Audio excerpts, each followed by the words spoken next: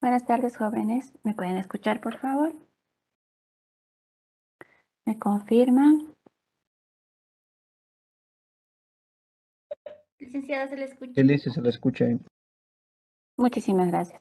Buenas tardes, ¿cómo están? Jóvenes, primero, como siempre, los escucho. ¿Dudas, consultas, comentarios?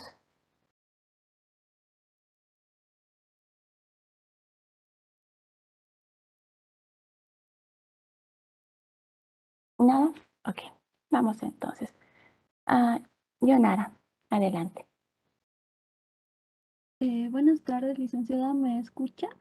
Sí, perfectamente. Gracias. Estaba leyendo un poco acerca de la ley y en esta parte de las exclusiones de los viáticos, en el decreto supremo del 21.531, Ujú, en una parte nos dice acerca de los viáticos y los gastos que se cancelan en escala de montos fijos. Tal vez esa parte nos podría aclarar cuál es la diferencia entre los viáticos que nos mencionan en esta exclusión. Ya, lo que sucede es que, vamos, Yonara, ¿qué idea tienes tú primero por el concepto de viáticos? Em, Se podría decir que los montos que dan para transporte, alimentación, algún refrigerio, pero que están en representación de la empresa y que van a hacer algo para la empresa.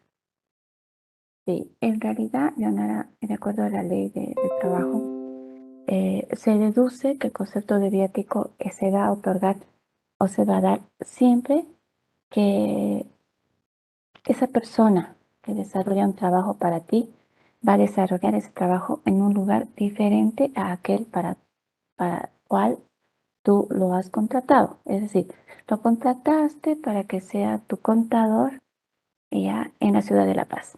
¿Ok? Entonces de pronto tú le dices, no, quiero que vayas a revisar cómo está manejando la facturación, cómo se está manejando el registro de gastos o lo que sea, la caja en Santa Cruz.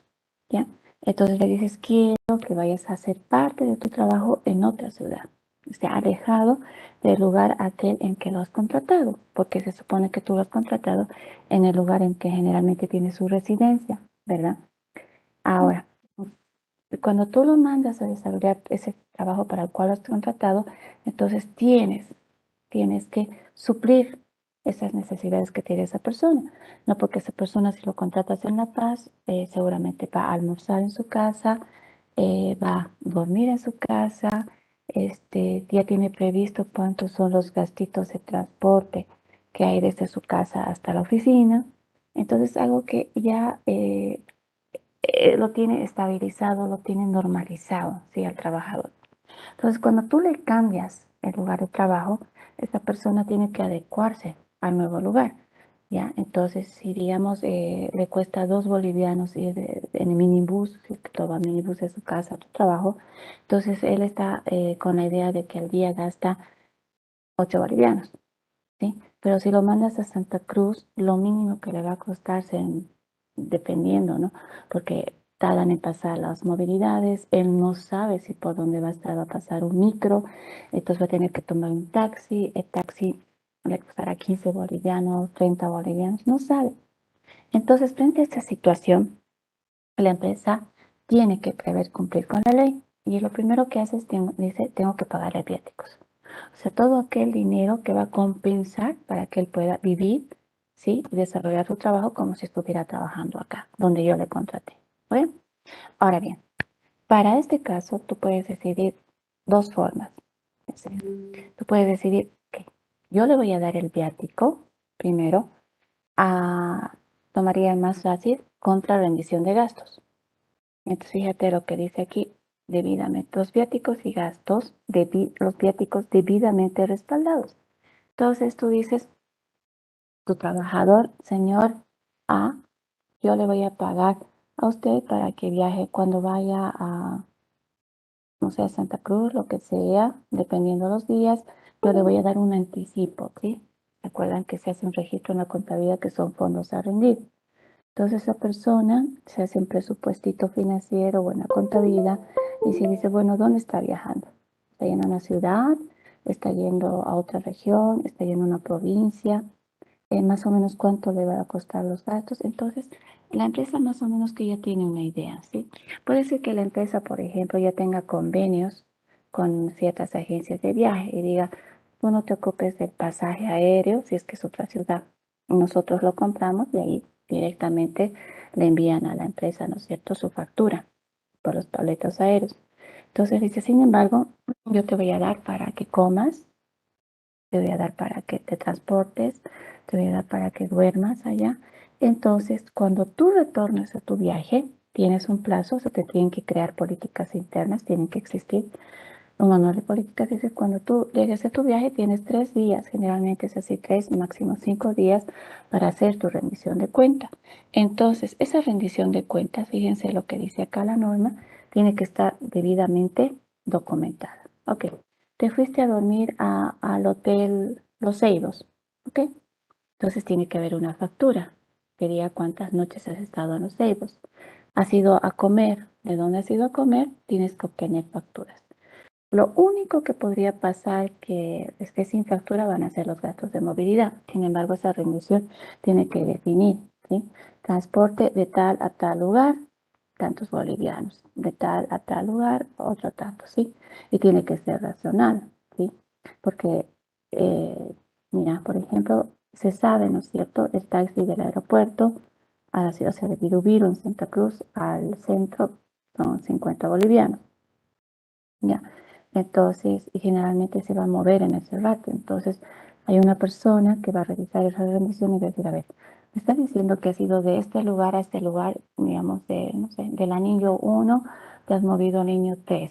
Y me está diciendo que ha costado 200 pesos, eso es imposible, por ejemplo. Entonces, hay una persona que va a ver que todo sea racional. Pero, fíjate la importancia en este caso de que la persona que está utilizando ese dinero tenga que hacer un inventario de todos sus gastos, ¿sí? Y tiene que estar documentado. Entonces, en ese caso, como hay documentación, como hay un detalle de temas de traslados, todo eso, no existe RSI. Eso es lo que te está diciendo, ¿ya? Siempre y cuando las políticas de la empresa sean esas. Ahora, puede ser que la política de la empresa sea, ay, no, yo no voy a estar revisándote al detalle, no quiero saber. Entonces, hay algunas empresas que eso sucede sobre todo en las públicas, ya que te dicen, no, ¿sabes qué? Tú ya sabrás lo que haces. Yo ya he establecido una política en la cual está la escala de viáticos. Si tú viajas a la ciudad de Santa Cruz, se te reconoce por decirte 150 bolivianos por día, ¿ya? Excluido el pasaje aéreo que lo va a pagar directamente la empresa y excluido podría ser el hotel. Pero asumamos que no, que solo el pasaje aéreo asume la empresa directamente. Entonces dice, te voy a pagar 150 bolivianos o te voy a dar 150 bolivianos por día. ¿Ya? Entonces imagínate que la persona se vaya 4 días. Entonces tú tendrías que darle 600 bolivianos. Ya al momento de entregarle los 600 bolivianos, una de dos. O le retienes el 13%, ¿ya? O esos 600 bolivianos los tienes que sumar en la planilla tributaria para que este señor pueda compensar, pueda netear. ¿Sí? Depende, como te digo, de las políticas. Pero ya la empresa se desentiende. Dice, toma tus 150 bolivianos diarios. Estás yendo 4 días, toma 600 bolivianos. Entonces, imagínate que tú, Yomara, eres la trabajadora que va a viajar, ¿ya?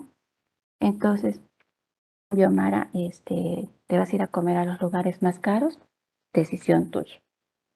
Te vas a ir a dormir donde un amigo o de un pariente, decisión tuya.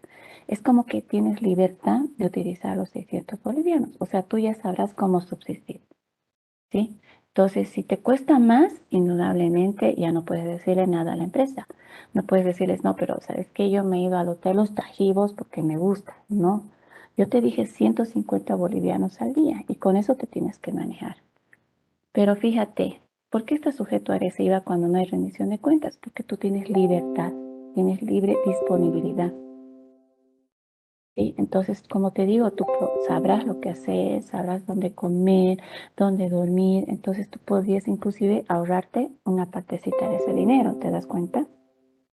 Ahora bien, fíjate, en este caso las empresas privadas pueden hacer dentro de sus políticas esa escala. Es decir, cuando sea a Santa Cruz, 150 bolivianos diarios; cuando sea Cochabamba, Tarija, tal vez 100 bolivianos; cuando sea provincia, voy a reconocer, no sé, 80 bolivianos. Hacen su estudio y tienen su escala, ¿sí? Entonces ya no hay más que discutir, es una escala establecida que cada año se va revisando. Ahora, ¿qué pasa con los empleados públicos? Las entidades públicas ya tienen establecido las escalas de viáticos, ¿sí? Depende si es un ¿cómo se dice? Si tiene un cargo jerárquico, entonces si es un ministro, si un viceministro, depende si es un encargado jefe de área, ¿ya? Entonces tienen escalas, no únicamente de acuerdo al lugar al que están yendo, se tiene escalas de acuerdo a la persona, ¿sí? Es diferente, por ejemplo, la escala que le vas a pagar a un viceministro, ¿sí? Porque el viceministro indudablemente se va a quedar en un lugar más caro, consideras que va a comer en lugares más caros, entonces la escala es más alta, ¿ya? También si se viaja a ciudades que son, ¿cómo se llama? Capitales, entonces es más alto que si la persona viaja a una provincia. Entonces tienes dos variables que ver ahí, ¿ya? Indudablemente en esos casos lo que se hace en la entidad pública es decir, señores, aquí está la escala, a ver, veamos, está viajando el viceministro, ¿ok? Su escala me dice que por ser viceministro tiene derecho a un viático, por decirte, de 500 bolivianos día. ¿Ya? Ahora, ¿qué incluye los 500 bolivianos? Eso también está establecido, ¿ya? Entonces, los 500 bolivianos incluyen la comida, los traslados, pero no incluyen los pasajes aéreos, no incluyen el hotel. ¿Te das cuenta? Eso lo paga la institución pública directamente. Entonces, todo depende de dónde estés trabajando y cómo estén establecidas las políticas. Pero efectivamente, sobre todo las instituciones públicas y algunas empresas tienen escalas, como decía lo que has leído, las escalas preestablecidas, de acuerdo al cargo y de acuerdo al lugar al que viaje. Y en esos casos, lo clave es que diga sin, sin, sin obligación de presentar rendición de cuentas. Entonces, dependiendo de eso, cuando existe obligación de rendición de cuenta, tú vas a tener que establecer cuántos días tiene esa persona para volver y hacer la rendición. Si no existe obligación, directamente la institución tiene que precautelar qué va a hacer. Ahora, generalmente lo que hacen las instituciones públicas, por decirte, si es una persona, digamos un jefe, que recibe 500 bolivianos diarios y dice va a viajar 4 días, son 2.000 bolivianos. Entonces, en esos casos, en las entidades públicas, no es que les vas a decir, ah, no, ¿sabes qué? Te voy a aumentar en tu planilla de ese IVA y tú te vas a poder descantar. Ya, lo que hacen las empresas públicas es directamente de los 2.000 quitan los 13% y ese 13% de ese IVA se lo depositan al fisco. No sé, Diomara, si quedó claro la diferencia. Sí, sí, sí. Muchas gracias, licenciada. Entonces, siempre fíjate qué dicen o qué son las políticas en la institución en la que, para la cual estás tú trabajando, ¿ya?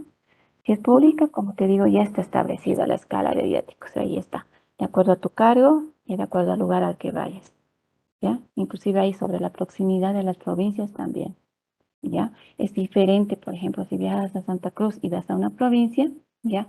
Puede haber que sea, que te digo, que es Cotoca, que es cerquita, ¿sí? En cambio, si te vas a ir a Concepción, que tienes que viajar otras 3 horas, ¿ya?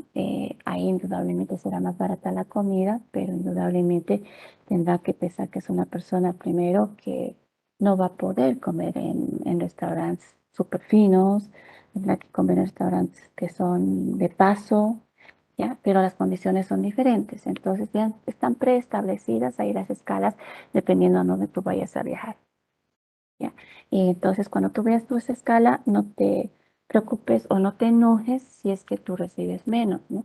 Porque tú vas a decir, a ver, yo estoy en este cargo y en este cargo dice que mi escala son 500 bolivianos diarios. Entonces, como te digo, si viajas 4 días, tendrías derecho a que la persona que está encargada de darte el dinero, el tesorero, ¿no es cierto?, te dé los 2.000 bolivianos. Entonces tú vas a decir, no, no, no, un rato, a ver, algo está mal. Yo necesito, no necesito. Me dice la norma que yo voy a recibir 2.000 bolivianos, pero ¿por qué esta persona me está dando menos de 2.000 bolivianos? Entonces, inmediatamente, si tú quieres, revisas lo que es el manual, ¿ya? De la institución, pero ya sabes que lo que te están reteniendo es RCI. Y en ese caso, ya no reclamas tus 2.000 bolivianos, pero haces tu cálculo y con seguridad te van a dar tus 1.700 más o menos, ¿verdad? Y lo bueno en esos casos, como te digo, es que tú eres libre de decidir qué vas a hacer con ese dinero. Y claro, si viajas a un lugar donde tú tienes familiares, parientes, podrías irte a quedar y ese dinerito tú ya podrías ahorrarlo. Fíjate que las dos partes están cumpliendo. Si tú recibes tu dinero, estás cumpliendo tu trabajo en ese otro lugar, la empresa o la institución pública ya ha cumplido también con el Estado, porque ya te ha quitado el RCI. Como no vas a presentar documentos, entonces ya te quitó el RCI y se lo tiene que imposar al fisco, ¿ya? Y tú eres libre de hacer eso, de subsistir, como se dice, como tú quisieras en ese otro lugar. Tienes que cumplir con tu trabajo allá, pero también vas a subsistir, ¿ya? Y podrías tener o podría darte lugar a que puedas ahorrar algo de dinero. ¿Mm? Ok, chicos, ¿alguna otra pregunta, comentario? Adelante, Carlitos. Un segundito, Carlitos. No noté a Yomara. Yomara, tu nombre completo, por favor. Yonara Suxo Kisgart. Gracias. Sí, Adelante. listo.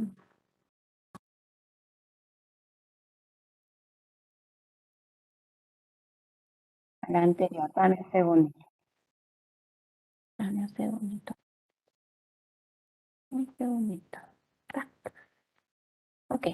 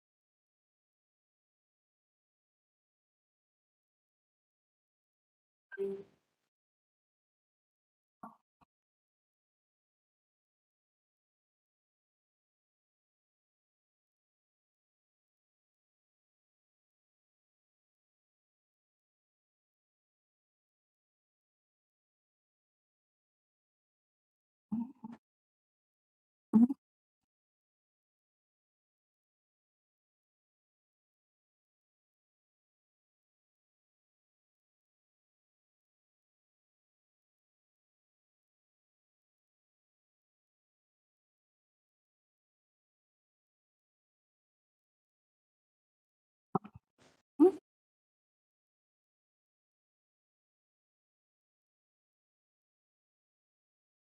Vamos, vamos, Carlitos. Estamos leyendo con cuidado, Carlitos. A ver. Lo primero. Los primeros fluidos que son los intereses. El concepto que me has dicho son los intereses. Primer concepto. ¿Intereses de qué?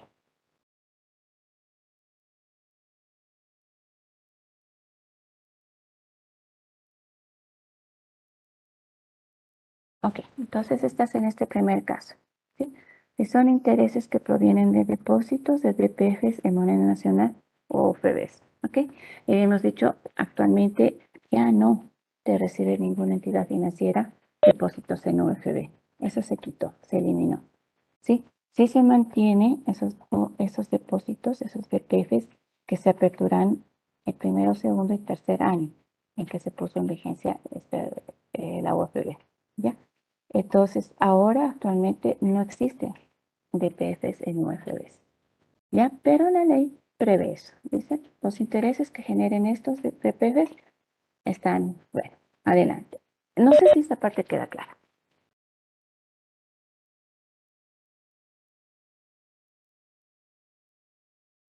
A las UFB, porque los DPFs en moneda nacional, ¿sí? Ahora tienen que cumplir los 3 años, esto. Y no existe, y eso se modificó. O sea, después existe una norma que ya es una norma del ASBI que dice, señores de las entidades financieras, no se reciben más depósitos con mantenimiento de valor. Y eso tiene relación también con una decisión del Estado, porque el Estado dice, si yo tengo una política en la cual, sí, ¿quién es el que maneja la cotización de la OFB? Carlitos.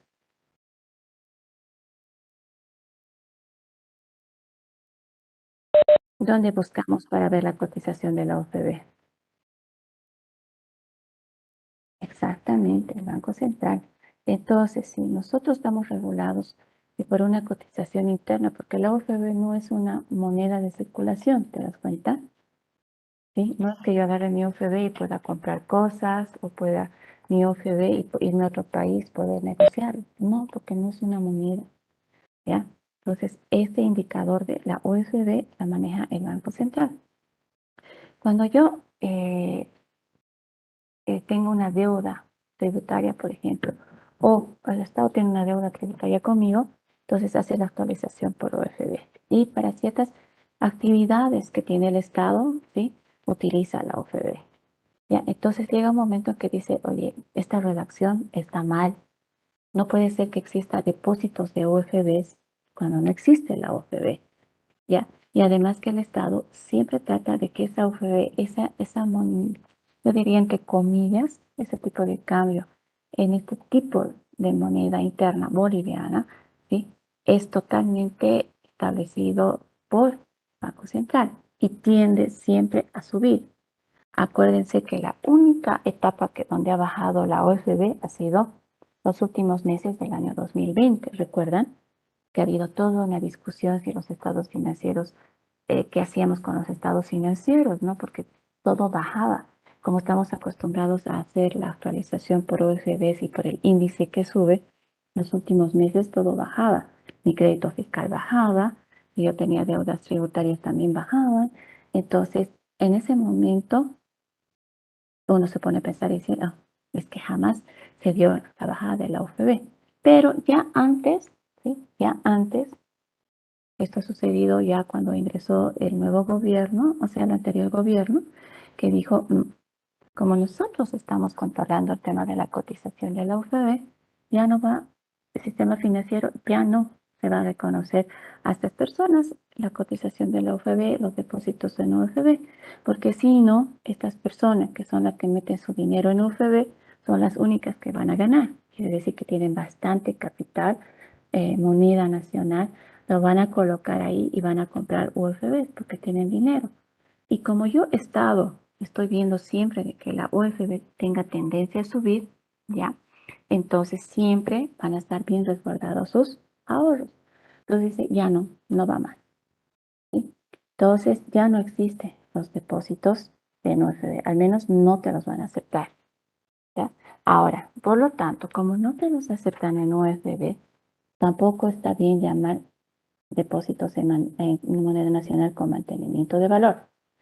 Podías depositar un DPF y decir, yo no quiero comprar UFBs, quiero depositar mis 1.000 bolivianos, pero quiero que en el contrato del DPF diga que es con mantenimiento de valor. Y ese mantenimiento de valor se hacía por UFB. Como ya deja de existir todo el tema de las UFBs, entonces tampoco existen los DPFs en moneda nacional con mantenimiento de valor. Solo existen los DPFs en moneda nacional, en moneda extranjera.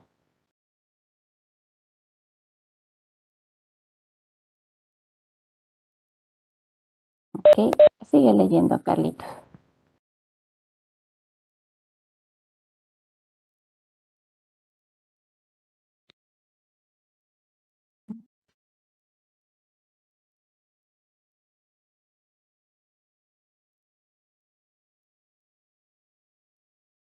¿Te das cuenta?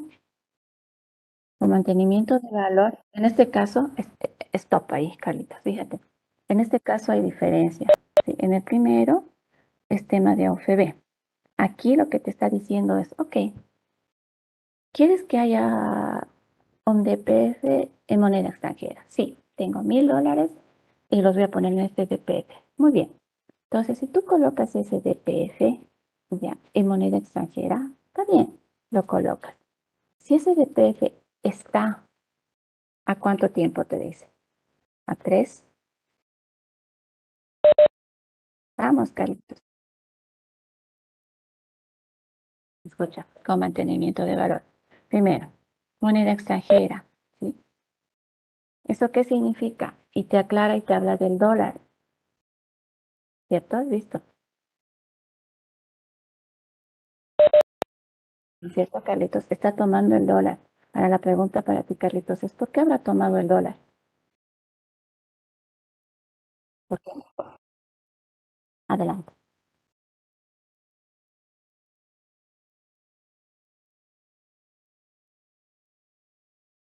Ah, no, no, Carlitos, que tienes razón en eso, perdona, disculpa mis palabras, sí tienes razón, eso sí. Sin embargo, cuando está hablando de los intereses por DPFs, no se refiere porque tiene mayor circulación. Lo que sucedía cuando se emite, cuando se promulga la ley, la norma, ya, es de que, acuérdate que nosotros, antes del anterior gobierno, teníamos una economía dolarizada, ¿sí? No se movía, nuestros tipos de cambio no iban por el tema de la OFB. Yo tenía que actualizar mis deudas con el Estado, las deudas del Estado conmigo, todo eh, en, en, en coordinación o en función de los que se cotizaba el dólar, ¿sí? Porque antes el que era fluctuante, el que manejaba la economía de nuestro país era el dólar, ¿sí? Nuestra economía estaba totalmente dolarizada. Por eso es que llegó un momento en que nuestro dólar tenía una cotización de 8 y seguía subiendo, seguía subiendo, seguía subiendo. Entonces, llega el cambio de gobierno, ¿sí? Se toman nuevas políticas y dice, no, no, no queremos seguir siendo dolarizados. Entonces, chao dólar, bienvenido OFB, ¿ya? Y entonces es ahí donde se empieza a bajar la cotización del dólar. ¿Me entiendes? Entonces, imagínate, tú que abrías un DPF en dólares, ¿sí? A ti el dólar te había costado 8 bolivianos. Entonces, imagínate que tu DPF hubiera sido de $100. A ti te hubiera costado 800 bolivianos comprar esos $100. Una vez que el gobierno toma la decisión de que se va a desacelerar la valoración o la evaluación del dólar, empieza a bajar. Entonces, por ejemplo, cuando llega a 7, ¿tú qué dices? Pero a ver un momentito, a mí me ha costado 800 bolivianos comprarme esos $100. Ahora me van a devolver esos $100, pero si yo voy a quererlos cambiar, ¿cuánto me van a dar? Carlitos.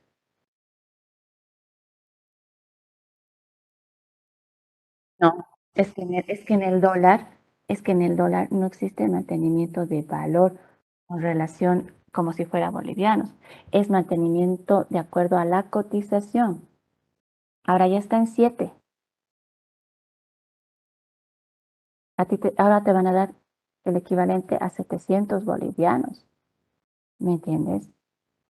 No es que se va a mantener al valor de la cotización anterior, ¿ya? Es con relación a la cotización actual. Porque imagínate que el dólar hubiera seguido subiendo, que era la idea o lo que sucedía en años anteriores. Entonces tú te asegurabas de tener tus dólares. ¿Por qué? Porque estabas seguro de que cuando vayas a recoger tu platita, imagínate que el dólar hubiera subido a 10. Entonces ibas a cambiar y te daban 1000 pesos. ¿Sí? Ya no te daban 800. Entonces habías ganado justamente por depositar en moneda extranjera. Por eso habla del dólar, porque la economía era dolarizada. Carlito, ¿ya? Cambio ahora ya no sucede eso. Sin embargo, se mantiene esto, es decir, bueno, si tienes un DPF a más de 3 años o tienes un DPF de moneda nacional con mantenimiento de valor, pero en este caso, los depósitos de moneda nacional con mantenimiento de valor eran con mantenimiento de valor con relación a la OFB, que ya no existe. Entonces, cuando tú vas a hacer un DPF en moneda nacional, es en moneda nacional, así de simple. Ya no existe el tema del mantenimiento de valor por UFB, se eliminó.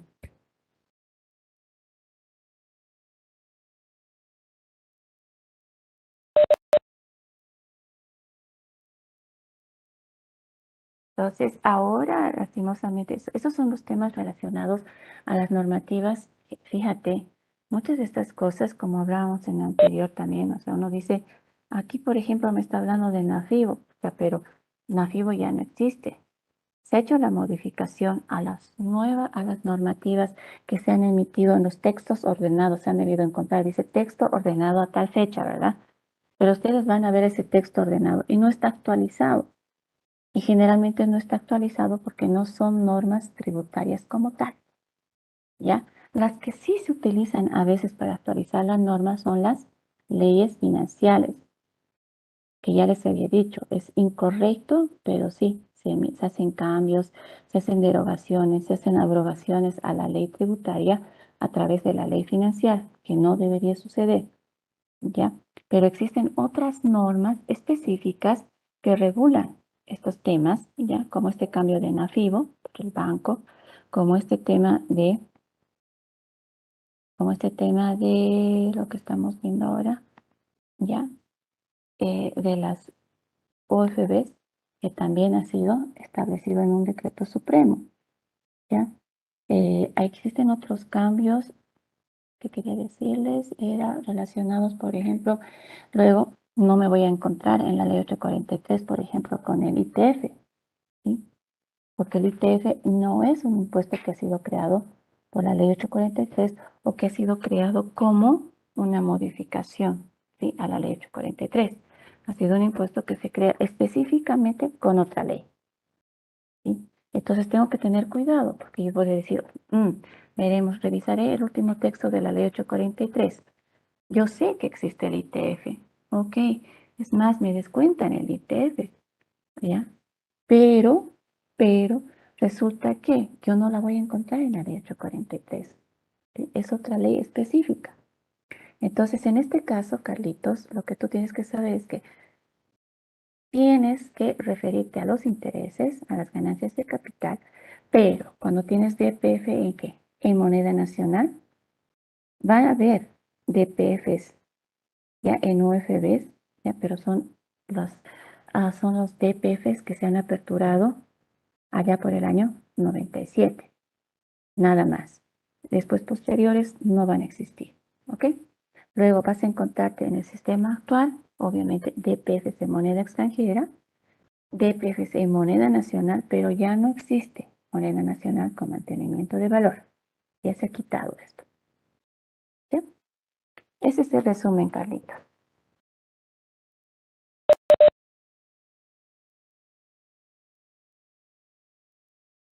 A ti las gracias, Carlitos. Ya tomé nota, Carlos Canaviri, ¿verdad?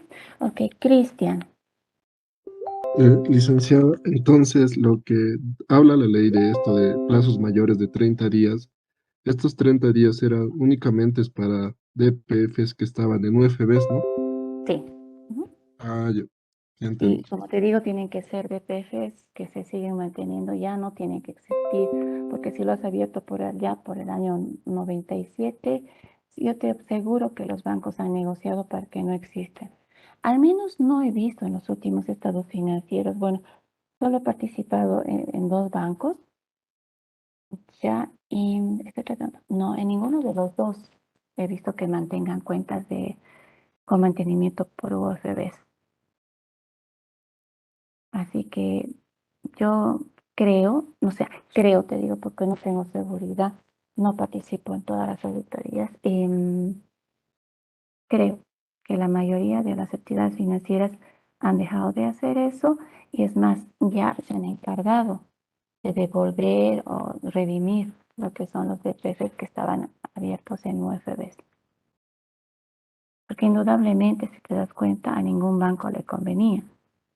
Tú abrías tu depósito en moneda nacional o en UFBs, como la UFB va subiendo todos los días, o es la tendencia, ¿sí? Entonces todos los días van ganando. Eso significa que tu banco va perdiendo.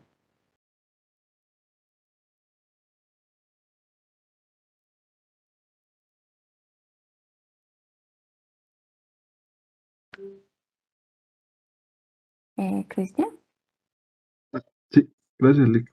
Ya está más claro. muchas Gracias. gracias. A ti, gracias. ¿Algún otro comentario, chicos? Entonces, volvemos. Estábamos en esta diapositiva. ¿Algún comentario relacionado a esta última diapositiva, chicos? Ya quedó claro. Ok. Entonces, fíjense qué pasa acá, por ejemplo. ¿Qué tratamiento dan las empresas a estos subsidios? ¿Quieren participar? ¿Alguien, chicos? Yo les pregunto en el examen y les digo, ¿qué subsidios, sí, conocen ustedes que reconoce la ley del trabajo? Licenciada, Dale, Yonara. Ujú. en esa parte por ahí los subsidios de maternidad, Ujú. eh, también los subsidios,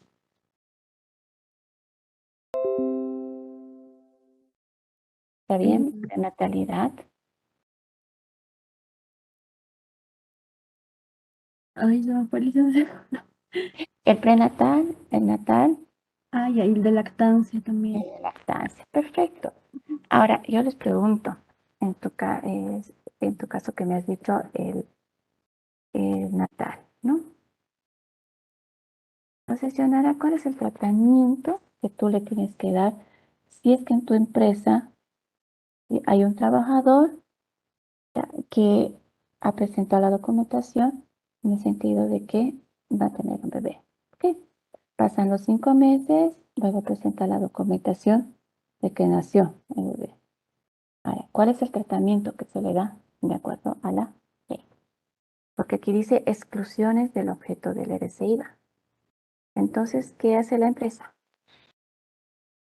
Bueno, como se va a presentar los respaldos, él ya va a estar excluido y no se va a estar fuera del RCIVA. Pero básicamente, ¿por qué? Jimenita,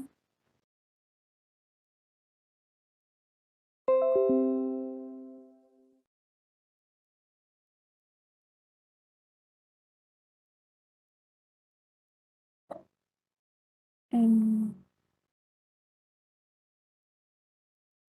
estoy buscando los nombres. Mm, mm, mm. Vamos a ver si ahora está a ver. Fabricio Guzmán.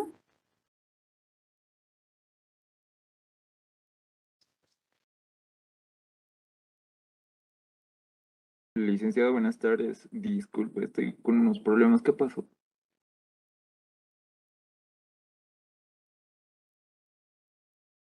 Fabricio.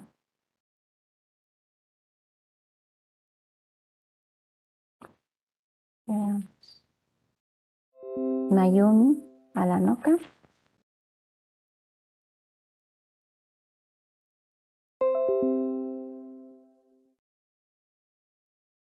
No. Mariela Ortiz.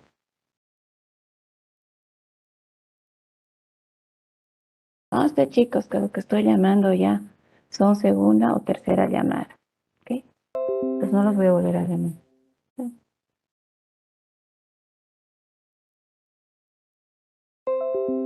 Maribel Condori. Buenas tardes, licenciada. Hola Maribel. ¿Qué opinas? Entonces, mi compañera dice, bueno, estamos frente al subsidio de Maternidad natalidad. en este caso. Ajá, muy bien, natalidad. Dio a luz, presentó toda la documentación. Ahora dice, en este caso, como dice aquí, ayer se iba. ¿Sí? Ha presentado todos sus documentos y no hay RCIVA. Perfecto. Ahora, existe la realidad un hecho bien importante sobre este subsidio. ¿Cómo se paga? Maribel, ¿Cómo se paga este subsidio, ¿cómo se paga? este subsidio? ¿Es mensual? Sí, tal vez. No, en especie, licenciada. No. Adelante, Jimenita, si quieres participar. No sé si me escuchan. Ahora Hola. sí. Hace rato Perdón. no se... Sí, Hola, gracias. a ti, Eh, Rula. en todo caso, yo sabía que lo del subsidio se entrega en una primera instancia, luego de nacido, a la presentación del certificado de nacimiento, un pago en efectivo. Y Ujú, luego se le reconoce ya en elementos de consumo. ujú, exactamente. Entonces, fíjense, ese es el aspecto esencial que hace, primero, al ese IVA y al IVA. Y en este caso hay que analizar los dos impuestos. ¿Por qué? La primera parte, como bien lo ha dicho Jimena, ¿ya? Jimena, muchísimas gracias. Sí, se paga cuando es, fíjense, tenemos los tres. Uno es el prenatal, es decir, se da aviso de que hay embarazo y hasta antes que nazca el bebé se paga, ¿sí? El equivalente a un salario mínimo, pero en especie, ¿sí? En especie. Acuérdense, chicos, que el IVA grava los ingresos de los trabajadores, ¿sí? Sean pagados en dinero o sean pagados en especie. ¿Ok? En este caso se paga en especie, pero cuando vemos la norma del IVA decimos, ok, está en el prenatal, yo tengo que destinar de darle ese dinerito al trabajador, pero no le doy en efectivo, tengo que darle en especie.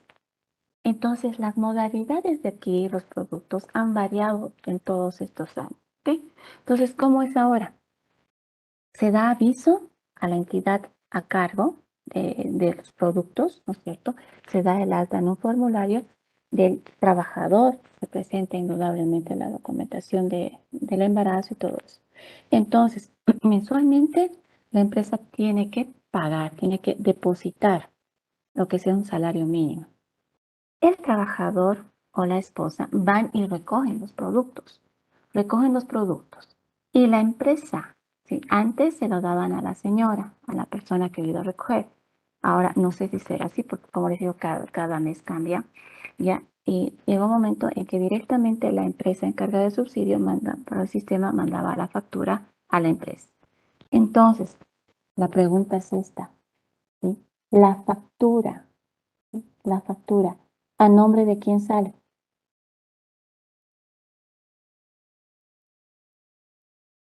¿Alguno sabe, chicos? En ¿De la general, empresa, licenciado? Digo, exacto. licenciada. Sí, Michelito, sale a nombre de la empresa.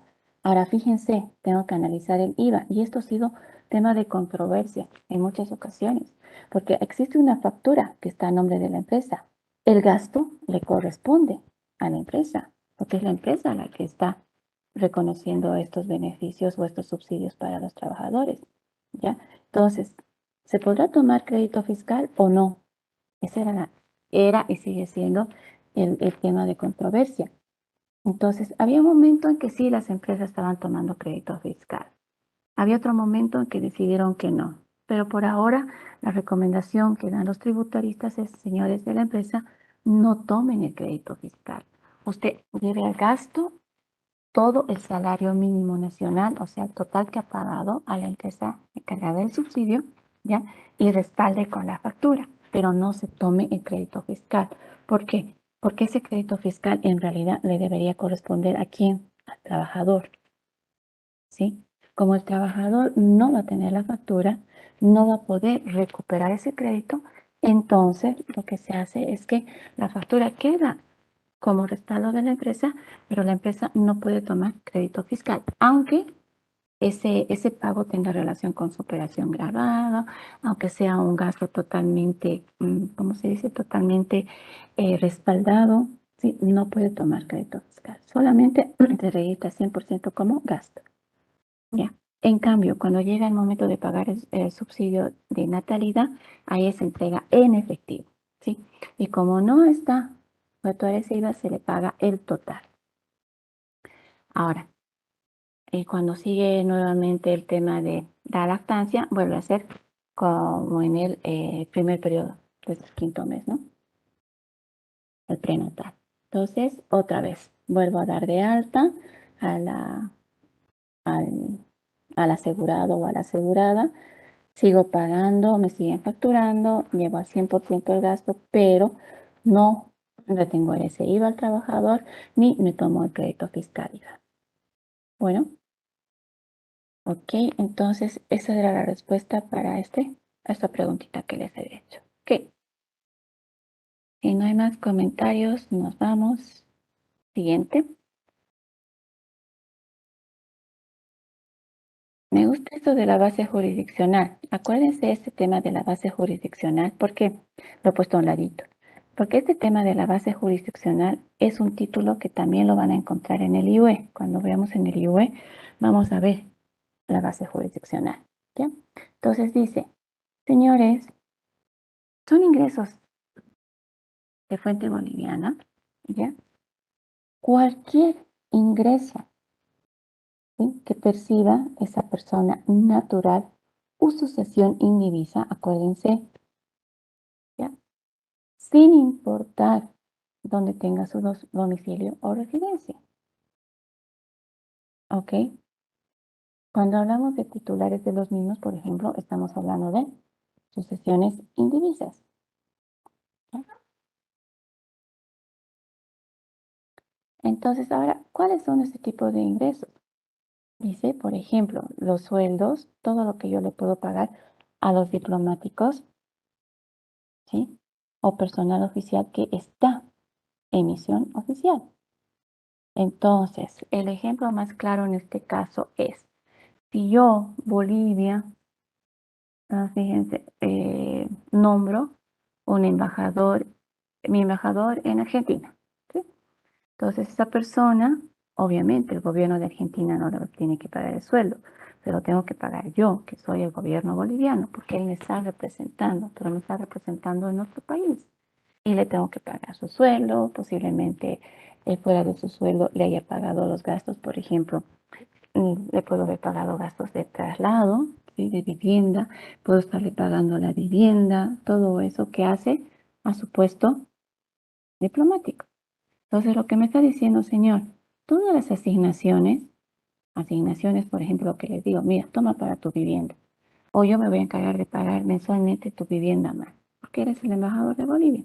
Ok, más tu sueldo que te voy a pagar mensualmente, ¿sí? Todo eso constituye ingreso de fuente boliviana.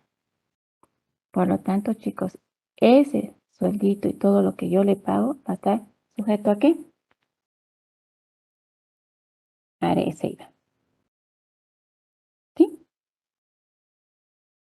¿Me están siguiendo, chicos? ¿Preguntas, comentarios? Licenciada, Adelante. esto en la ley 843 cambia, ¿no? O sea, primero te dice que los diplomáticos que estén aquí en Bolivia no son sujetos, pero en el decreto supremo te aclara que sí son, ¿verdad? Ah, ¿O estoy interpretando mal? fíjate, te estoy poniendo la otra diapositiva. Esta es la que acabamos de leer. Fíjate, aquí se está haciendo referencia a quién, a los diplomáticos bolivianos, ¿sí?, que designamos y que están en el exterior. Entonces dice, no importa dónde esté su domicilio, dónde esté su residencia, ¿sí? Entonces, ¿qué dice? Son ingresos de fuente boliviana, todo lo que reciba el señor, este funcionario, ¿sí? Ahora fíjate lo que dice abajo. Exclusiones de la base del IVA, es decir, que no es de fuente boliviana. Y te dice, no es de fuente boliviana los ingresos, ¿sí?, los sueldos, todo lo que reciban estos señores.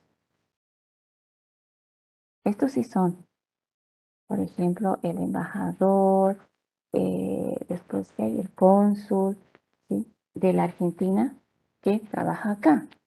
Trabaja acá, desarrolla sus funciones aquí. Pero ¿quién le paga? Cristian. En caso, digamos, del embajador de Alemania, sería Alemania, ¿no? Es su país al que está Entonces, sirviendo. exacto.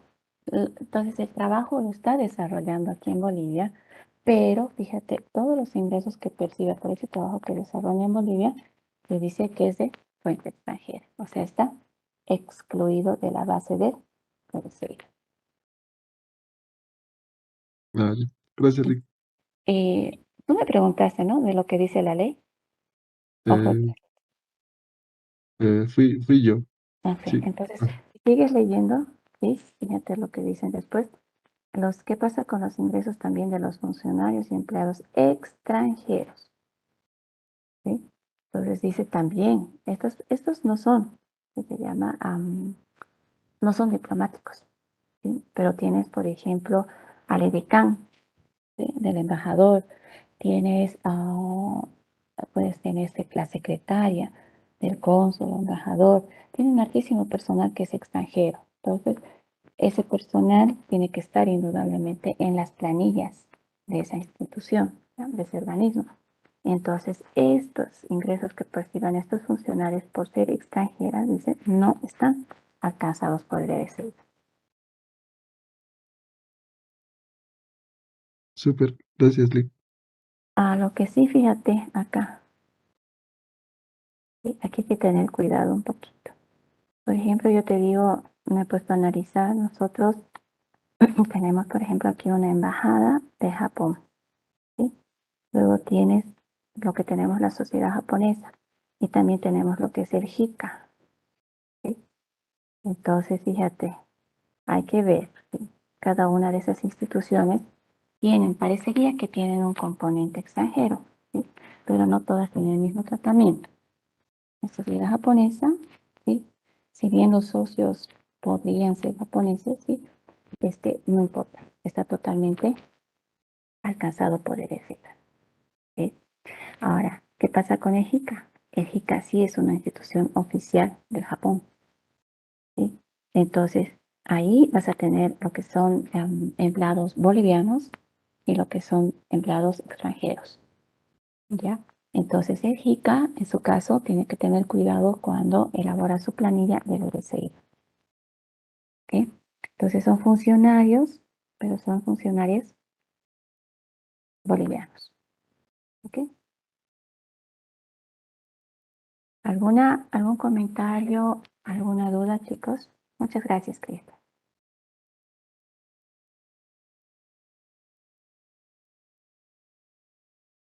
No hay preguntas, nos vamos.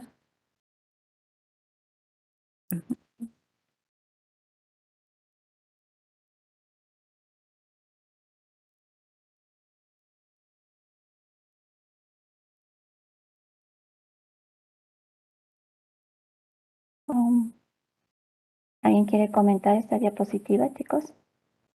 Los invito a participar.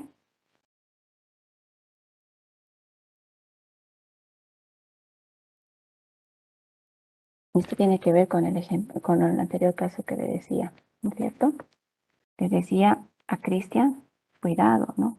Si tú estás trabajando en un organismo internacional, tú no eres extranjero, o sea, Cristian es boliviano, ¿no es cierto? Entonces, es boliviano, por lo tanto, no está excluido.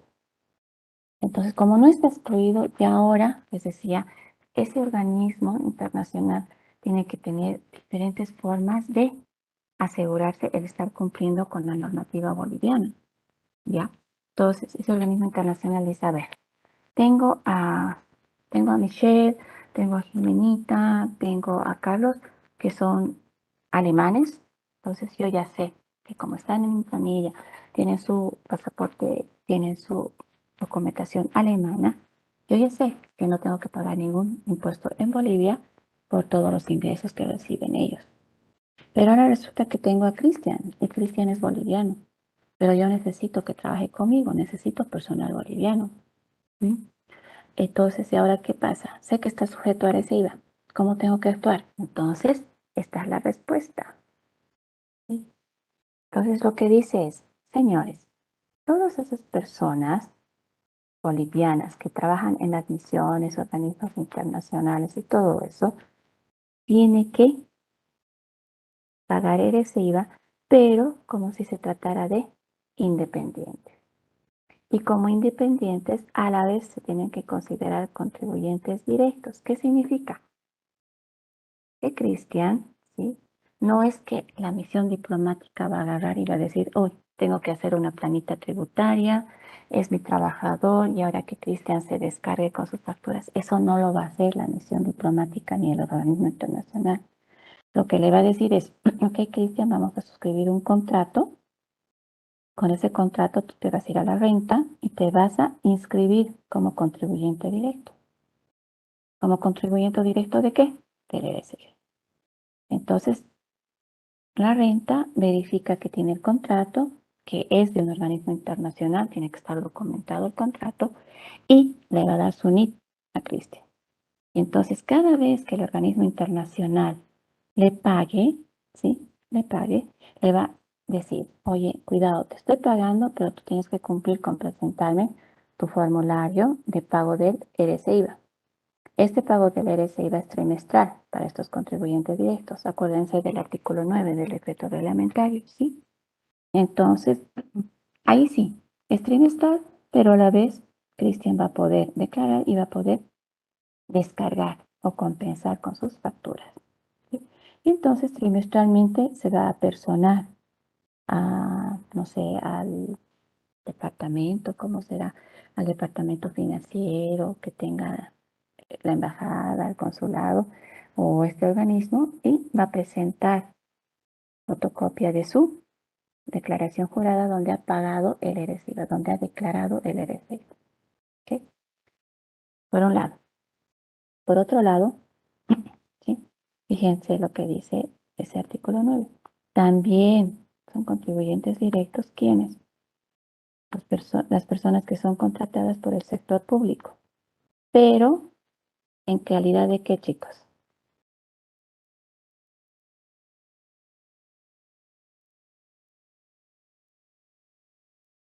Entonces, digamos que yo estoy trabajando en la alcaldía del Alto, contrato a una persona, ¿sí? Pero, o es trabajador dependiente o es ¿cuál es el concepto que dice la norma? Vamos, Anita. Consultor, licenciada. Exacto, consultor. ¿Ok? Es decir, que no realiza un trabajo muy habitual. O generalmente lo que sucede con los consultores, chicos, es que el sueldo, la remuneración que les pagan a los consultores generalmente están subsidiados o están financiados por organismos internacionales. Entonces, puede ser que uno entre a trabajar, por ejemplo, a la alcaldía del Alto. Entonces, te voy a contar como consultor, ¿ya? Puede ser que ustedes estén haciendo parte de la contabilidad, pero como están como consultores, les aseguro que hay una pequeña partecita o gran parte del sueldo de ustedes que va a ser pagado, por ejemplo, por el Banco Mundial. Entonces, entran como parte de un programa o de un proyecto de entidades extranjeras.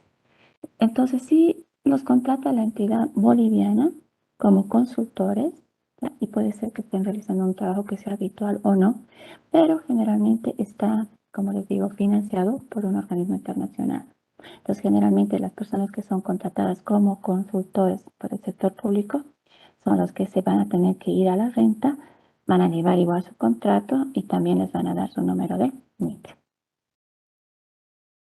¿Ok? ¿Preguntas, comentarios? Gracias, Anita.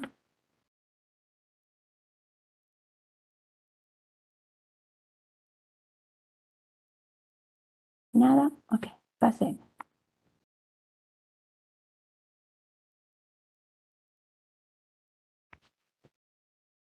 ¿Quién se anima? Ya saben, yo los ayudo. Vamos a buscar. Ujú. ¿Qué pasa, chicos? A esta hora se sienten de hambre y cansados. Ujú.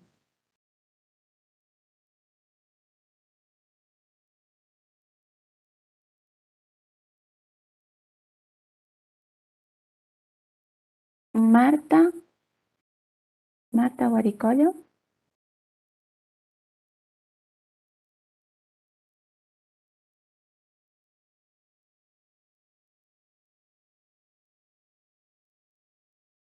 Marta,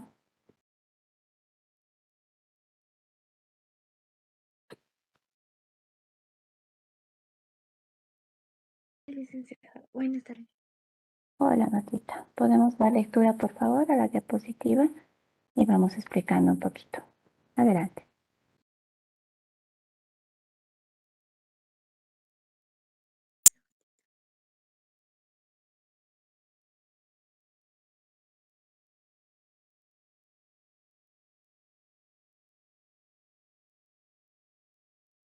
Marta. Sí, licenciada. Son sujetos del RCIVA las personas naturales y las sucesiones indivisas. Ujú. Van a ser responsables a aquellos que sean tutores de menores e incapacitados. Los agentes de retención, que en este caso podrían ser personas jurídicas públicas o privadas e instituciones y organismos del Estado. Y los agentes de información, que serían las personas jurídicas públicas o privadas e instituciones y organismos del Estado. Perfecto. Ejemplitos. Acá. ¿Se te viene algo a la mente, Marta? Eh,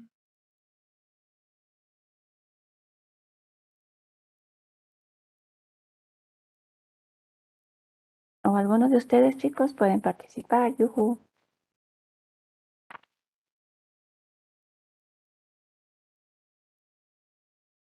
Bueno, un punto que me diga un agente de retención. Levanten la manito.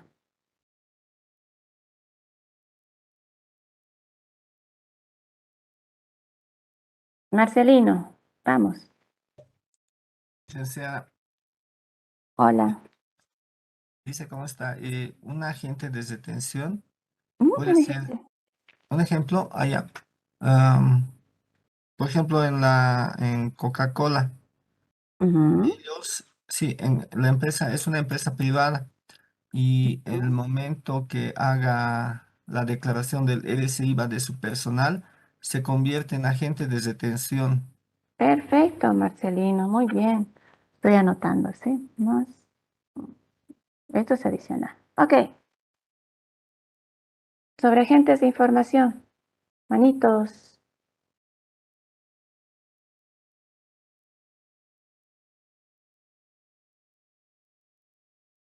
Vamos a ver. Michelle. Licenciada, en esta parte de los agentes de información, ¿podrían ser las personas que participan ¿cómo se llama esto? En rifa de subastas?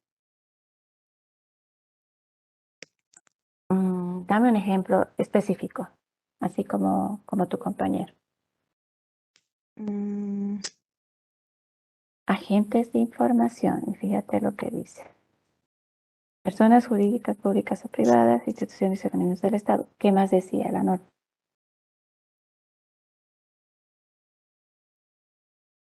mm, a ver un ratito, Alicia, voy a volver a pensar. Acuérdense de todos los que retienen RCIVA, ¿sí? Ok, es Denka. Licenciada, tal vez como una institución, bueno, persona pública tal vez que brinda información al respecto, podría ser el sistema de información, perdón, el SIN, Mm, sistema no, porque más bien es más bien la información que le mandas al SIM. ya, entonces en este caso podría ser también Coca-Cola como tal, como decía mi compañero. Mm, Coca-Cola es agente de retención, es Denquita. ¿Por qué? Porque tiene que hacer la planilla tributaria, porque tiene que ver si paga a otros y corresponde retener el RCIVA, ¿no es cierto? Cuando corresponde tiene que quedarse ese IVA y pagar. Tiene que preparar planillas tributarias cuando corresponde. ¿Ok? Es agente de retención. Ahora, un agente de información mm, no solamente tiene que ver el tema de la retención, porque en la retención la empresa o el sujeto retiene y luego tiene que ir y pagar. el impuesto al IVA, ¿sí? En cambio, en este otro caso, tiene que informar, tiene que mandar cierta información.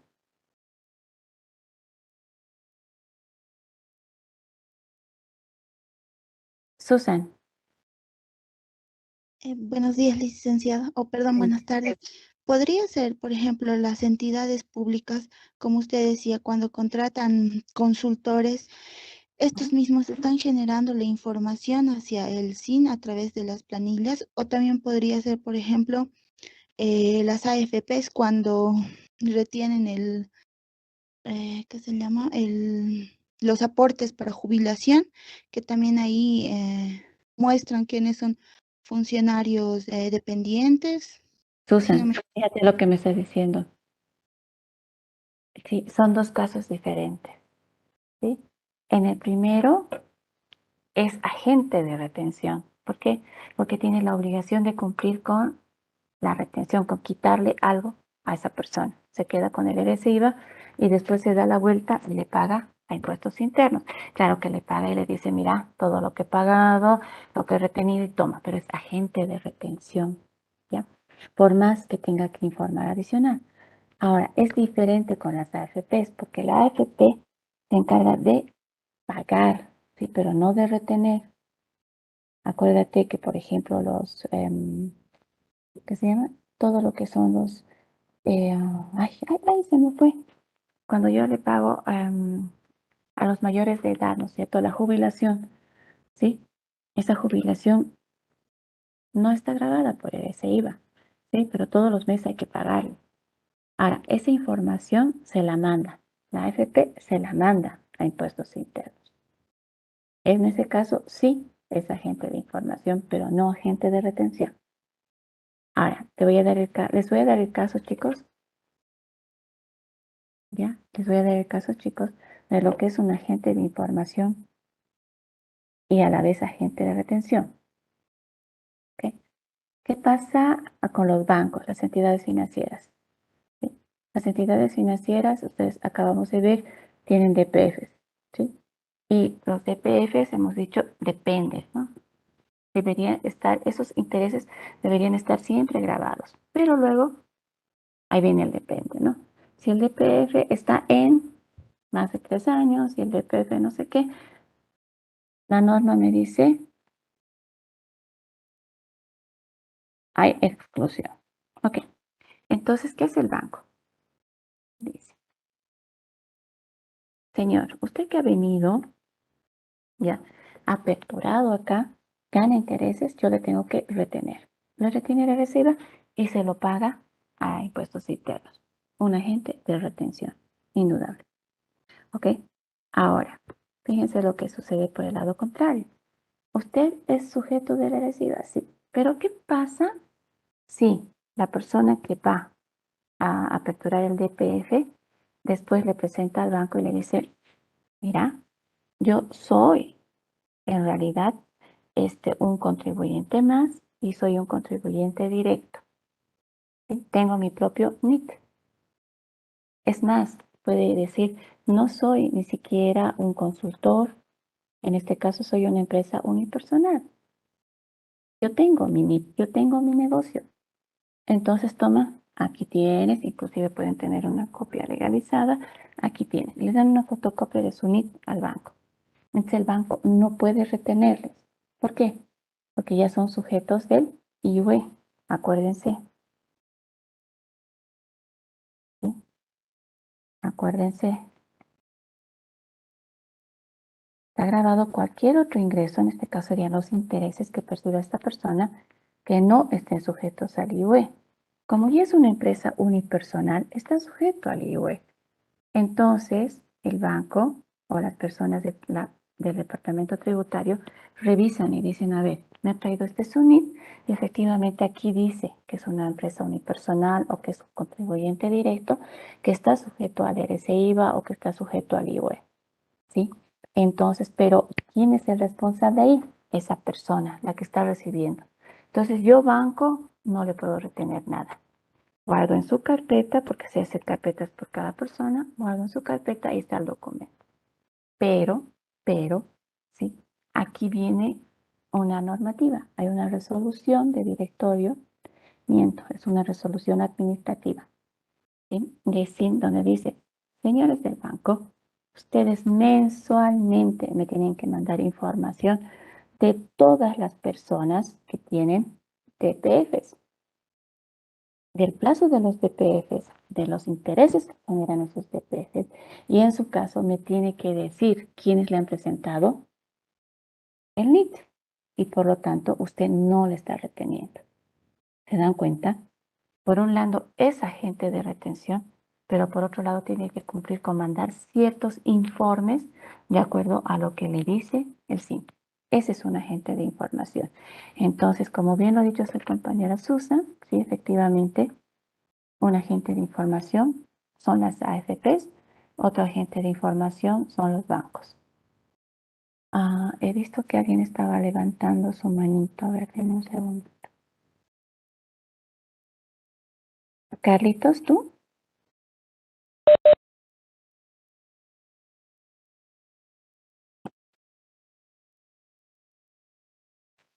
Entonces, esa es la diferencia, chicos. Gracias, Carlitos. Esa es la diferencia, chicos, entre un agente, entre un responsable.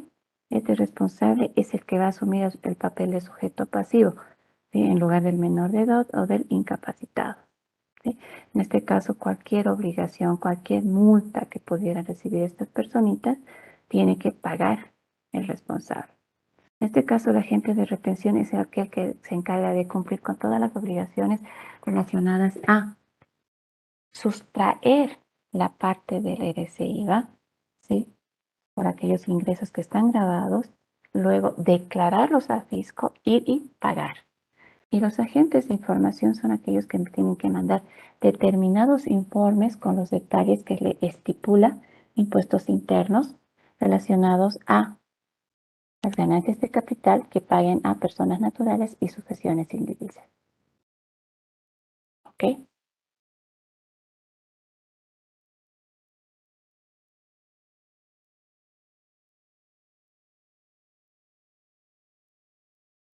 ¿Comentarios, chicos?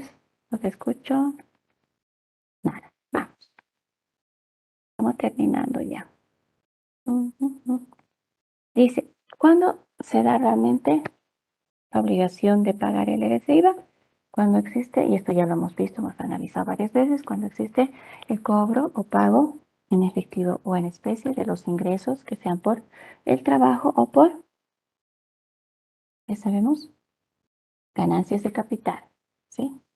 O bien, cuando existen ingresos por acreditación en cuenta, es decir, no es que yo voy y le digo, toma tu sueldo, ¿no es cierto? Ahora ya no se hace eso, sino que directamente apertura por el sistema o contrato con el banco, por ejemplo, sistema de pago de sueldos, ¿no? Entonces, yo solamente subo la planilla de sueldos, donde están los nombres, donde está el importe, el banco ya se encarga de encontrar las cuentas de cada uno de los trabajadores y de depositar los sueldos, ¿no es cierto? Entonces, ya hay acreditación en cuenta.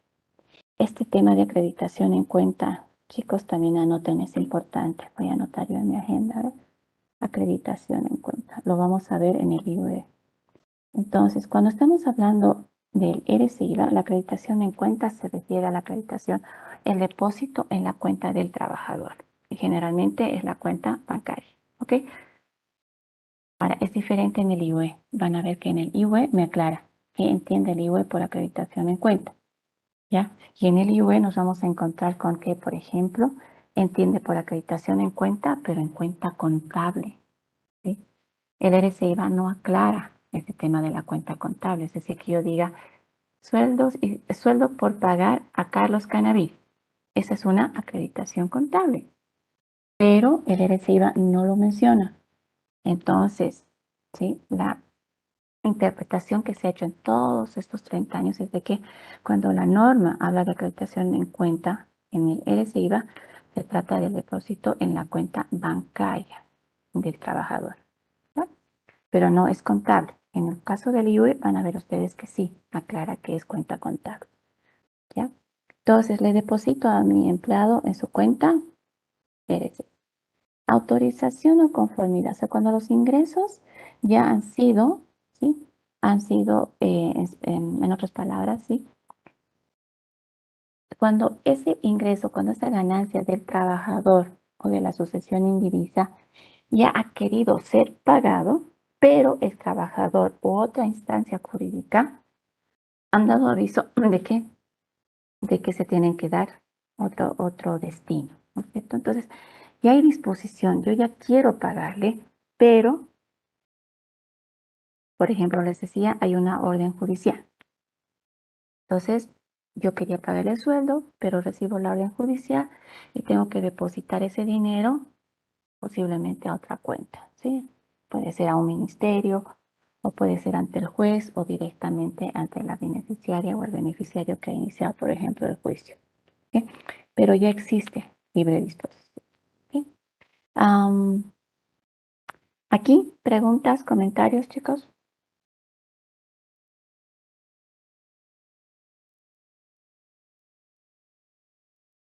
Nada. Ok, continuamos. RCIDA. ¿Cuál es la base de cálculo? El total del ingreso, ya sabemos, percibido. Y cuando hablamos de percibido es pagado en dinero o en especie, ¿sí? Y la norma nos aclara cuánto es ese ingreso cuando se trata de contratos anticréticos, ¿sí? En el caso de los contratos de alquiler no hay problema porque es el precio que yo fijé por las mensualidades que me vaya a pagar. Ahora, dentro de lo que es la base de cálculo de estos ingresos, tengo que tener cuidado, ¿sí? ¿Quién está recibiendo esos ingresos? Si quien está recibiendo esos ingresos es una persona natural, ¿sí?, que realiza un trabajo, o sea, por la realización o ejecución de su trabajo, tengo que ver que la norma me dice que yo tengo que excluir del impuesto las cotizaciones al sistema de seguridad social. Y se acuerdan que les decía el otro día, cuidado, ¿no es cierto? Cuando me preguntaba a sus compañeras y me decía, pero esto se parece al IVA, porque estoy compensando. Y yo le decía, no, porque en el RCIVA, en el caso del RCIVA, además de compensación, hay deducciones. Entonces, primero me dice que tengo que deducir el mínimo de 2 salarios y luego me dice que yo puedo compensar. Fíjense, esto es el total, es el 100% de los 2 salarios mínimos.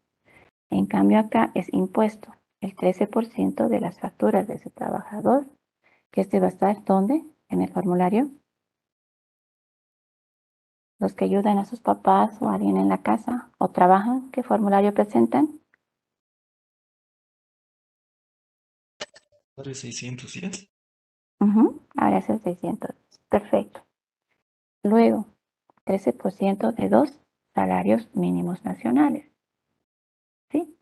Y luego, decíamos, también puedo compensar los créditos fiscales. Y recuerden, su compañera, también una de sus compañeras, agregó, ¿no es cierto? Y dijo, antes yo no podía trasladar mi crédito fiscal si estaba en una empresa, en la empresa A. Me iba a la empresa B y perdía mi crédito fiscal. Cambio, ahora justamente era la consulta de su compañera, decía, hay un certificado que emite la empresa, sí, efectivamente, y ahora sí se puede llevar su crédito fiscal al otro trabajo. Entonces, todos esos saldos se actualizan por UFB. En este caso, sí me dan la posibilidad de actualizar por UFB cada mes. ¿Preguntas, comentarios, chicos?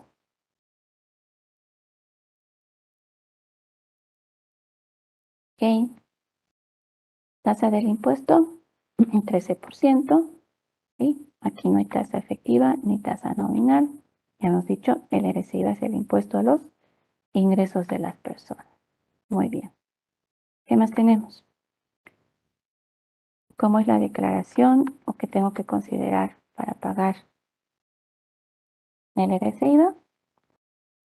Es un impuesto que yo tengo que liquidar y determinar, más yo le pondría aquí pagar, ¿a través de qué?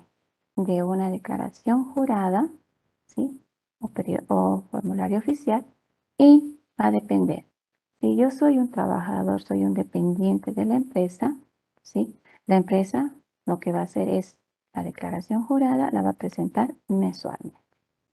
Si soy un contribuyente directo, ¿sí? Ya sea que yo sea consultor, ya sea que solamente me haya inscrito por tema de alquileres de un inmueble, seguramente voy a presentar declaraciones juradas y pagar el impuesto trimestral. Entonces, dependiendo de qué tipo de contribuyente soy, voy a hacer la liquidación, determinación y pago de RSI. ¿Preguntas y comentarios, chicos? Porque lo último que vamos a ver es algo que ya conocen, ¿sí? Que tiene que ver con las deducciones y compensaciones, la planilla tributaria. Los escucho, chicos. Antes que se vayan a su siguiente clase, ya estamos sobre la hora, hagan una lectura en estos días, espero que la hayan hecho, y preparen todas sus preguntas, dudas hasta esta parte para este viernes. Este viernes hay exposición, ¿sí? Entonces, mientras sus compañeros van preparando la exposición, yo voy a tratar de absorber la mayor cantidad de preguntas que tengan ustedes. Y después de la exposición también, ¿ok? Entonces preparen todo. Ahora, ¿por qué el preparen todo? Porque vamos a dar el examen el viernes 28. ¿Ya? Entonces, si no lográramos alcanzar, por eso he previsto de que sea el viernes 28, porque si no lográramos alcanzar a absorber todas las preguntas, ¿sí? Lo vamos a retomar el martes que viene, ¿ya? Solamente para absorber preguntas. Si no hubiera más dudas y preguntas, ¿sí? Entonces sí voy a comenzar con el IUE. ¿De acuerdo?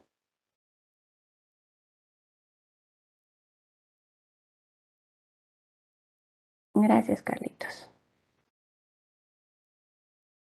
¿Alguna pregunta que tengan en este momento con relación al examen?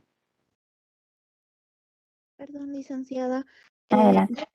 Ya sabemos si el examen va a ser virtual o presencial. De acuerdo a la votación y a los resultados que me ha comunicado Camilita, es virtual. El primero es virtual.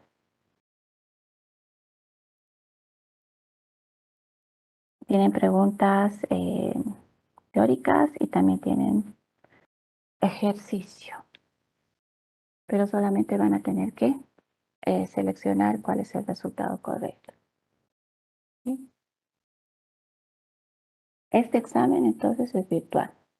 Los otros dos exámenes presenciales, pero todavía estoy pensando sobre el último, porque el último, chicos, no sé si lo voy a tomar, sea virtual o presencial escrito, sea virtual o presencial, yo creo que va a ser oral.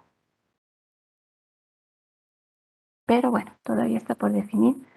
Vamos a ver cómo nos va con el tema del IUE. Bueno, no nos adelantemos. ¿Alguna otra pregunta, comentario? Lick, ¿me escucha? Sí, sí, Eh, Rodrigo. no sé si sería mucha molestia pedirle que nos dé unos cuantos ejercicios más y para de pasar y también tener más preguntas, ¿no? Y consultas. Ejercicios tienen, y tienen, que yo recuerdo, tienen dos que no Sí, hemos realizado ni han entregado. Lo que podemos hacer, si es que ustedes hacen los ejercicios y tienen dudas, sí, Rodrigo, la próxima clase puede ser el viernes, como te digo, después de la exposición, o el martes siguiente, tú agarras y dices, yo tengo dudas. Aquí está, ¿sí? Yo resuelto de esta manera y tengo dudas. No sé qué colocar acá o no sé qué hacer con esta cuenta en específico. Porque el examen está previsto en consideración a los ejercicios que les he dado. Entonces, si sigo dando, por ejemplo, el tema de, sí, les voy a dar casos, les voy a dar, pero no para que los resuelvan ahora, porque los casos que hemos visto también entran al examen. ¿Te das cuenta? Entonces, como que es complicar un poco la situación para ustedes. Entonces, los casos sí se los voy a dar, pero los casos los van a tener para resolver para después. O sea, damos el primero, segundo parcial y van a tener 3 casos más. ¿Ya? Sobre todo del IUE, van a tener casos ahí. ¿Ya? Pero esos casos fuera de que los podamos absorber conmigo y todo ello, ¿sí? No van a entrar al examen. Está bien. A ver, chicos, entonces quedemos en eso. Vayan revisando los ejercicios. Si no los han hecho, háganlos, resuélvanlos, ¿sí? Me los comparten, aquí nos comparten lo que ustedes tengan, las dudas que tengan y vamos haciendo conmigo. Es la mejor forma porque yo resueltos los tengo, todos los ejercicios que les he dado, ¿ya?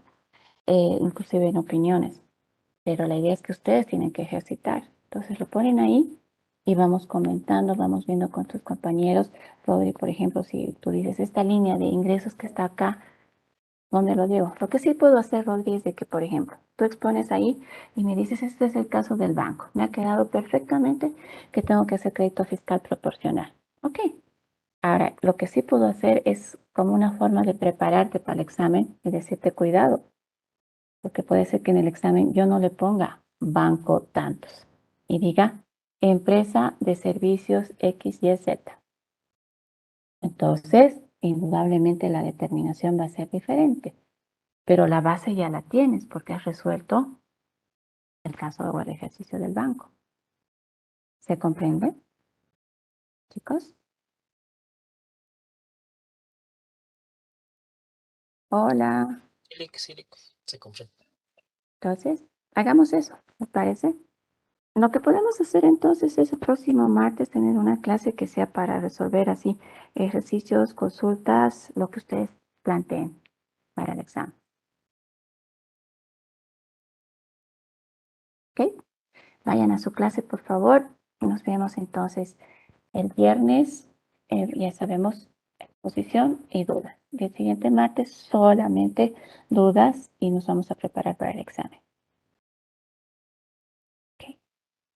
Es más, el próximo martes, en medio de la clase, yo les voy a lanzar preguntas, ¿ya? Para prepararlos para el examen. Entonces, por ejemplo, voy a agarrar, te voy a decir, Rodrigo, ¿sí? ¿Qué es Sí, sistema tributario? ahí me agarró. Esto, ¿ves? Ya te agarré, ¿ves? Por ahí en el examen está, y el examen está con tiempo, chicos. Entonces, no es que van a poder agarrar una pregunta y decir, ay, después la veo y me paso. Tienen el tiempo exacto y además una vez que ven esa pregunta, no pueden volver. Sí, tienen que poner ahí su respuesta. Entonces, todavía lo estoy pensando si va a ser abierta o va a ser por selección múltiple. Eso sí lo estoy pensando. ¿Qué prefieren? Selección, dice. Selección múltiple, dice. Ok. Miche, ¿qué quieres tú? Es Benca. Ambos está bien, dice. ¿Sí? Ya. Elijan Sí, el más pero facilito porque cuando sean presenciales sí van a ser abiertas. ¿Ya? Y ahí sí van a entonces tener que selección. desarrollar. Ah, pues digo, ahora vayan lo más fácil ahora, asegúrense. Ya. Y estudien, por favor, estudien bastante. Generalmente, los que ya me conocen saben que yo me guardo la noticia para el final, pero ahora no voy a ser malvada. Entonces yo prefiero darle la noticia ahora. Voy a apagar esto. Así que barbaridad. Lo ha apagado. ¿Ya? Generalmente me lo guardo, pero les digo, los que tengan por encima de 75% acumulado de la calificación en todo, ¿ya? Entonces se eximen del examen final. Bueno, ¿eso qué quiere decir?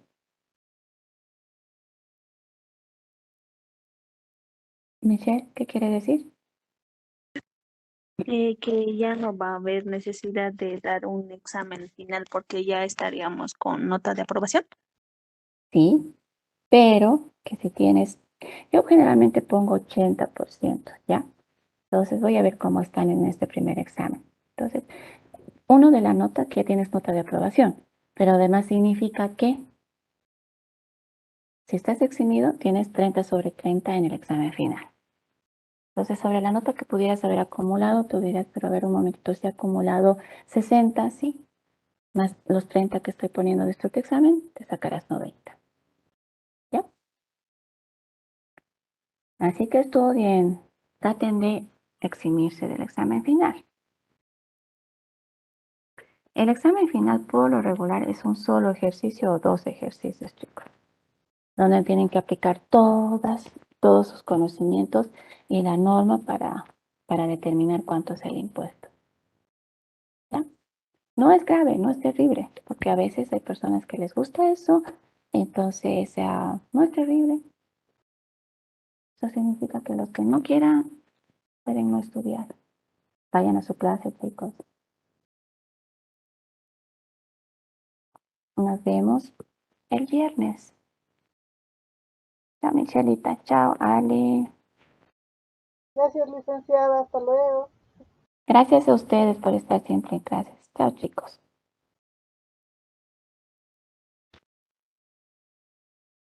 Chao, Edelquita. Chao, chicos, niños.